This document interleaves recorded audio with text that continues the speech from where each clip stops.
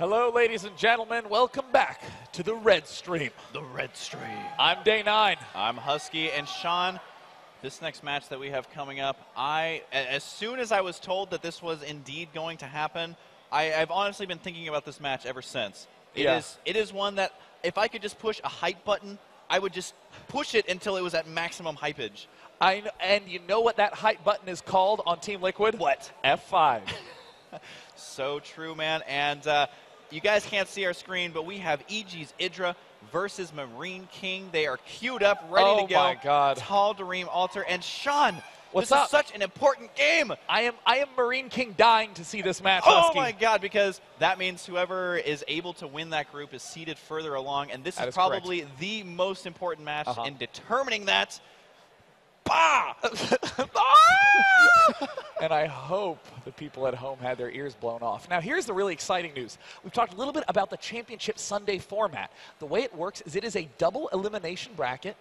Almost everyone is put in the lower bracket based upon their rankings in the pool play. The only people placed in the winner's bracket are 4 players, the #1 players from each group. So whomever wins this game, whomever, who cares? Whatever. This is going to be awesome. English is not that important, Sean. That's right. I mean, we even have Swedes and people from England watching. Listen, here's the thing. Whoever wins this match is guaranteed at least one more loss in a best-of-3 before elimination. They are guaranteed top 6 prize money. EGIdra has been on an absolute tear, and he has been on tears in MLG before, and the instant he ends up losing one series, we have seen him collapse rapidly out of tournaments. So this is a huge amount of momentum for EGIdra if he can win this, and MarineKingPrime, I know, has a lot of the Reddit community and a lot of viewers here behind him as well. Oh, man. Is this game started yet? Because I want to see this so bad. As, again, it's just 2 of the biggest personalities here at MLG and one of the most important games, so I really couldn't ask for anything better. The countdown has begun. Sean, if I just pass out from pure excitement, just solo cast. Just maybe push your body off the maybe side. One of the other just push me off the side, off the stage. One of the other casters can step in, and I will come to consciousness and maybe punch them in the face to get back. Anyways, if that happens, just be prepared. But this is going to be awesome. Ladies and gentlemen, it is about to begin. Do you have any predictions? I'm hoping for extremely long, 15-hour-long games, but we are going to see here. And guys, if there is any game to make the most noise for, it is going to be this one. So I want to introduce the first player. Go ahead and make sure, even if you're watching at home, home alone, be sure to cheer. If you're watching at a Barcraft, be sure to cheer. And if you are here live at Orlando, be sure to make as much noise as you can. In the top left side, it is going to be Marine King.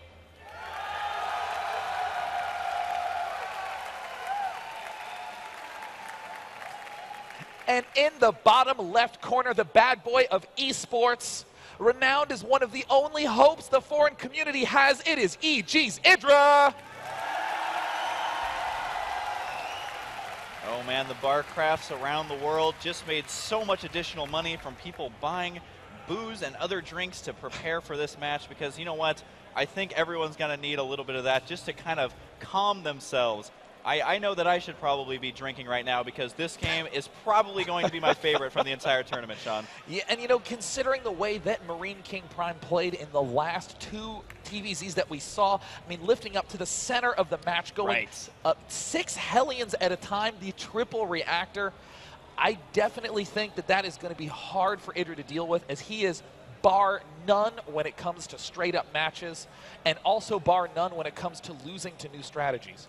Yeah, and you know, I feel like if Marine King decides to go for a build like that, he may need to go for one that hits a little bit sooner, because I feel like that's where EGIdra is going to be set on tilt the most. But if it's kind of a delayed amount of, I don't know if you call it cheese, but definitely unorthodox play, I feel like EGIdra's response is at least going to be the correct one. As long as he keeps his nerves cool, he'll be able to deal with it. So I'm really curious to see, is Marine King going to try and give us an amazing show here, or has someone kind of told him in his ear, hey, EGIdra's really good, this match is super important, you should probably not Manor Mule at the 20-second mark. That is correct. Some guy in a trench coat with a big hat shrouded in darkness came up and said, hey, play straight up versus EGIdra. MarineKingPrime smiled and giggled and pointed to his Reddit patch because he doesn't speak English very well. Yeah, he does love that character indeed.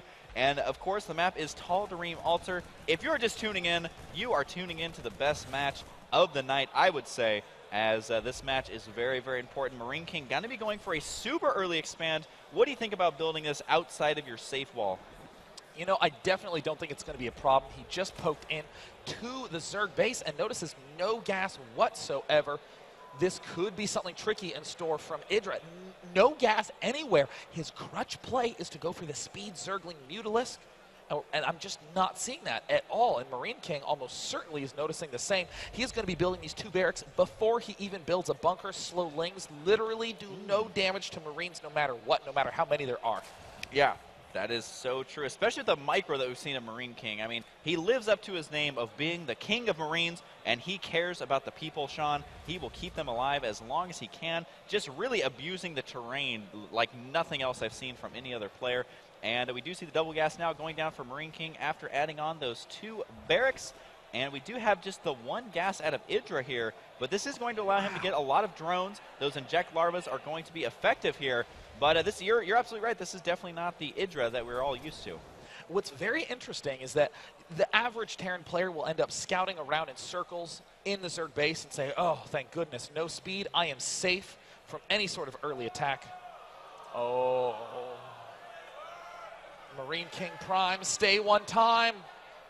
And as easy as that, he's back. It's like a secret saying. It's just like it goes back generation after generation. MarineKingPrime, stay one more time. I remember listening to that way back in the barbershop quartets that used to cheer him on in youth.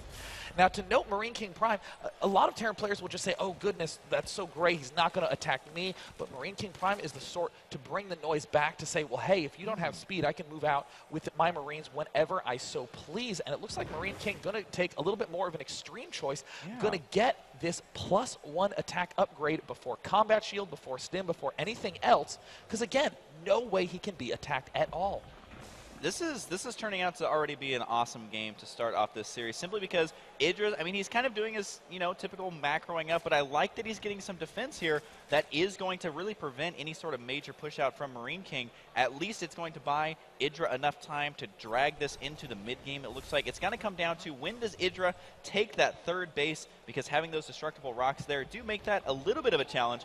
But, Sean, I'm getting so excited because this looks like we may see a macro game. I'm getting really nervous for MarineKingPrime. I mean, we're seeing the Baneling nest get built. Is he going for defensive Banelings? It all depends on this next round. And no, he looks like he is not going for some sort of crazy bust. He instead... Oh, he shot his own Marine. Did you see the execution style shot right there? He was a traitor. He was like, yes, he was a traitor. He was giving intelligence to the Zerg player. But I was going to say, oh, losing 2 Zerglings, that sucks. But I guess Marine King just... Another fun day Monday. Kill your units every time you kill one of theirs.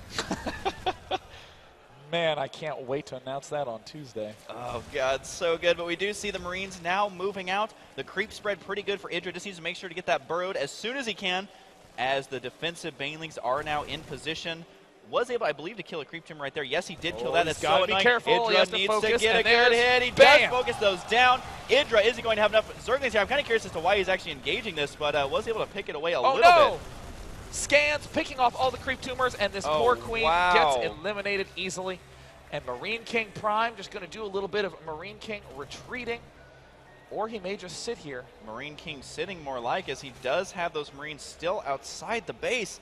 And EGIdra, I'm kind of baffled as to why he continued to engage there, but maybe he can get enough stuff to clean this up. Doesn't look like it, though.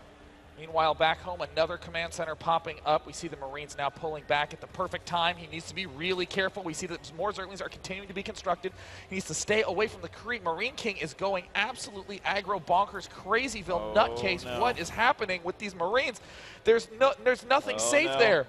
Oh, no. What are you doing, Marines? This is not the best idea that MarineKingPrime has ever had.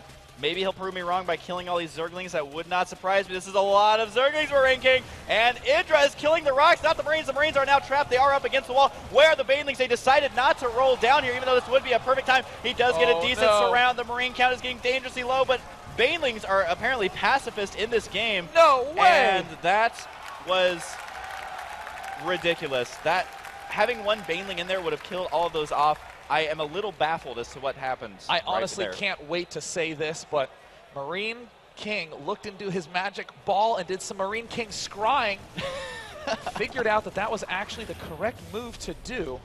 I mean, that actually should not have worked, but amazingly, he has blocked the third rocks. This third hatch that very much so would have been wanted to be placed at that expansion will not be happening. The Spire is now getting close to finishing. Marine King already has that third command center done, macroing up that large force and is going straight up for a drop. God, even leaving these couple of Marines back here may be able to kill some drones if EGIdra does not spot them. And yeah, he does not know that those are there. So right now we do see that that factory is nearly completed. There is going to be a drop inside the main base. A huge baneling hit, able to kill up some of those Marines. But look at this, a multi-pronged drop by Marine King. Gonna try and make it work here. Oh, and he manages to get the baneling, and it looks like the Zerglings do not quite do enough damage in time, and Mutalisks are in production. The stim is still about 15 seconds out. Marine King has done incredible damage. Look at that unit's lost tab. That is absolutely bonkers. Now, even if EGIdra cleans this up, which he may lose a Muta or two, and they're doing so, there goes one Muta. Second Muta is down. Marine King. Sean, why do you think he would ever name himself this? I think it's because the only unit he will ever attack with is the Marine. Now the stim is done, and look at this, +2. +2 about to get started for our Terran player, and EGIdra is struggling to establish that standard Ling Muta Baneling mixture, and unbelievably enough, the Terran player is ahead in workers. Not a comfortable position at all. Now Marine King is slightly supply blocked here. Actually heavily supply blocked. He hasn't started making any more depots right now. So this may be the chance that EGIdra needs to get back into this game.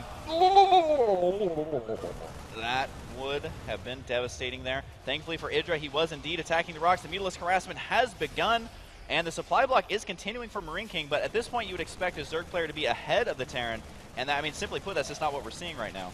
Those little handful of Marines do get picked off, but now MarineKingPrime knows exactly what is up. We see double tank production, and this is actually very counterintuitive, but very, very clever by the Terran player. Ordinarily, when you see a player going Muta Ling, you think to yourself, well, I better get a lot of Marines, so that way I can help control that Mutalisk force. Right. What MarineKingPrime is saying is that, well, I'm going to wait till my 2-2 upgrades are done, and I'm going to have so many tanks that there is no way the Zerg can comfortably engage me in a head-on fight. And those Mutalisks suddenly will be unable to really do much harassment and will be forced to deal with this direct tank push. I love the +1 upgrade on those tanks as well. We do have +1 attack on the way for the Mutas, but I just don't know if that's going to be enough. His Muta Ball is not looking the most healthy that I would expect at a time like this. Needs to be careful in the center as the Marines are able to chase those away. But Marine King is just so good with the Marines, already spreading them out so that even if he does get engaged right here, he's going to be fine. Although EGIdra did finish up a lot of Banelings. Here comes the pressure for Marine King. He could begin sieging this Expo from the low ground. And there he has managed to get to the money spot. These positions helping him so much.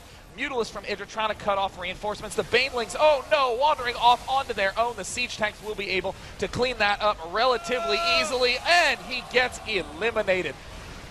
Huge focus firing there on those siege tanks, able to clean this up seemingly with ease right here, and just a little bit of momentum that Marine King was able to get in the early game. He is carrying to a swift victory in the center. Now he doesn't have much anti-air remaining, so these Mutas really can go to town, but I think that 5 Marines is enough to kill them off. EGIdra losing focus here in this game, just losing those Mutas to a handful of Marines. Literally, it was like 5, and look at the reinforcements. The good game from Marine King. This would be such a bitter loss for EGIdra if he was booted down out of this series, having gone 4-0 in his best of 3s, 8-1 in individual matches, to then suddenly end up getting bested by the player from the open bracket. Open bracket, that is the part that would make it the absolute worst stinging pain he has ever lived through. Now we do see that's horrible. Wow. I'm telling you, man, squirting lemon juice into his eyes. But regardless, that does mean EGIdra's going to be able to choose this next map. But as always, if it goes to the third map, he's going to be at a disadvantage just because Marine King can pick that. So everyone on Reddit is probably cheering for EGIdra. Everyone on, for Marine King, everyone on Team Lookup probably cheering for EGIdra. So regardless, we're going to take a quick break. I wonder how long I can talk until this music just drowns me out into the silence. Whatever, I'm Husky. I'm Day9. See you right after this.